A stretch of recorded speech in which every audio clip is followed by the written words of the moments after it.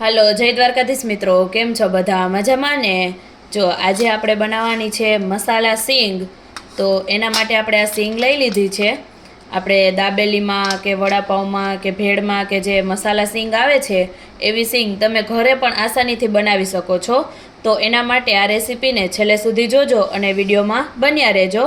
તો સૌથી પહેલાં તમારે જેટલી મસાલા સીંગ બનાવવી હોય એ પ્રમાણે આપણે આ સીંગ લઈ લીધી છે. હવે આપણે આને શેકવાની છે. તો આપણે તેને પેનમાં શેકી લેશું. તો હવે આપણે એક પેનમાં બધી સીંગને લઈ લેશું અને તેને શેકી લેશું. આપણે તેની ફોતરી ઉતરે એટલી આપણે તેને શેકવાની છે. બધી ફોતરી તેની દૂર થઈ જાય એટલી આપણે ક્રિસ્પી થાય ત્યાં સુધી તેને શેકવાની છે. આપણે તેને એકદમ ક્રિસ્પી થાય અને તેની ફોતરી દૂર થઈ જાય એવી શેકાય ત્યાં સુધી આપણે તેને શેકાવા દેવાની છે.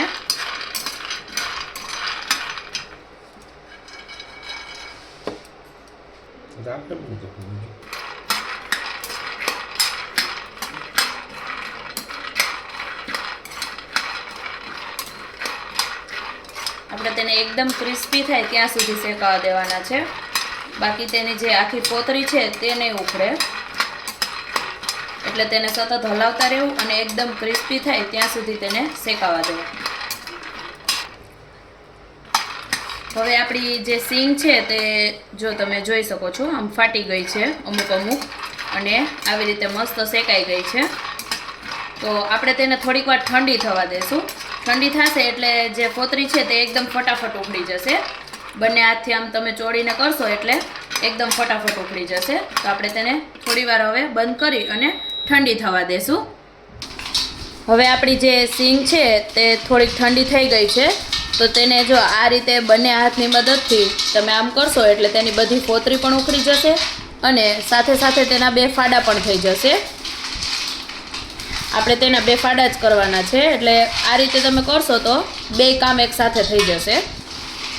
તો આ રીતે બંને હાથની મદદથી આપણે તેની બધી ફોતરી જે છે તે દૂર કરી દઈશું અને સીંગના જે છે બે ફાડા કરી લઈશું.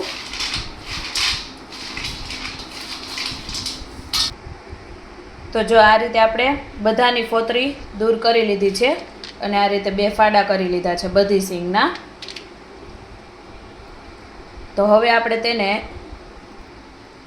ફરીથી એક પેનમાં લેવાની છે. તો એના માટે આપણે આ પેન લઈ લીધું છે. તેમાં આપણે થોડુંક 1 થી 2 ચમચી જેટલું જ તેલ લેવાનું છે. હવે આપણે તેને ગરમ કરી લેશું. હવે તેલ આપણું ગરમ થાય એટલે આપણે તેમાં જે આપણી સીંગ છે તેને એડ કરી દઈશું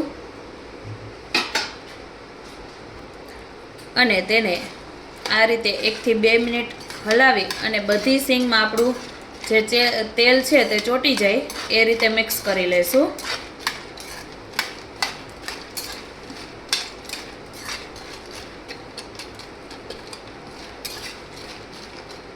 ખાલી 1 થી 2 મિનિટ માટે જ આપણે આ રીતે હલાવી લઈશું તેને.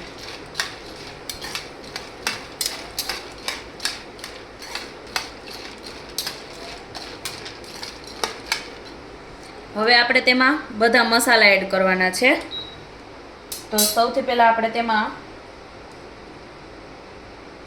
ધાણા જીરું એડ કરી દઈશું.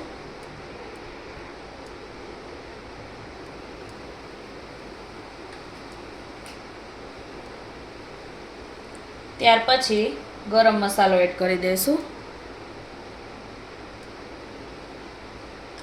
પછી લાલ મરચું પાવડર એડ કરી દઈશું.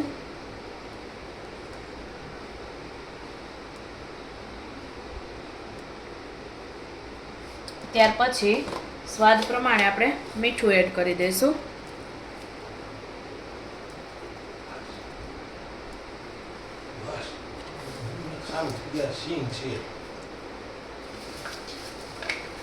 પછી આપણે થોડોક કાળા મરીનો પાવડર એડ કરી દઈશું અને થોડોક આપણે તેમાં આમચૂર પાવડર એડ કરી દઈશું. હવે આ બધા મસાલાને આપણે મિક્સ કરી લઈશું.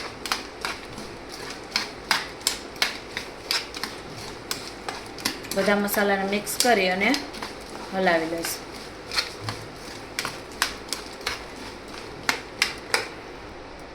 અને ત્યાર પછી હવે આપણે તેમાં થોડીક દળેલી ખાંડ લઈ લઈશું, એટલે આપણા જે બધા મસાલા છે તે એકદમ સરસ રીતે બેલેન્સ થઈ જાય અને સ્વાદ પણ એકદમ ખટમીઠો થઈ જાય. તમે જો ખાંડ ના ખાતા હોય તો સ્કીપ કરી શકો છો, પણ આમાં આપણે બધા મસાલાને એકદમ સરસ રીતે બેલેન્સ કરવાના હોય એટલે આપણે થોડીક તેમાં દળેલી ખાંડ પણ એડ કરીશું. આમચૂર પાવડર એડ કર્યો હોય એટલે થોડુંક ખટાશ આવી ગઈ હોય તો આ બધા એકદમ બેલેન્સ થઈ જાય. જો બધા મસાલા એકદમ સરસ રીતે આપણી જે સીંગ છે તેમાં ચોંટી ગયા છે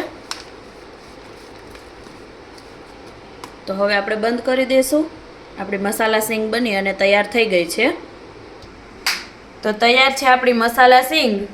હવે તમે કાંઈ પણ દાબેલી કે ચાટ કે ઘરે બનાવો તો તેમાં આનો ઉપયોગ કરી શકો છો. તો આવી બજાર જેવી જ મસાલા સીંગ તમે ઘરે બનાવી અને તૈયાર કરી શકો છો અને એ પણ એકદમ ઇઝી છે. તો તમે પણ જરૂરથી આ રેસીપી ટ્રાય કરજો અને કમેન્ટ કરીને જણાવજો કે તમને રેસીપી કેવી લાગી.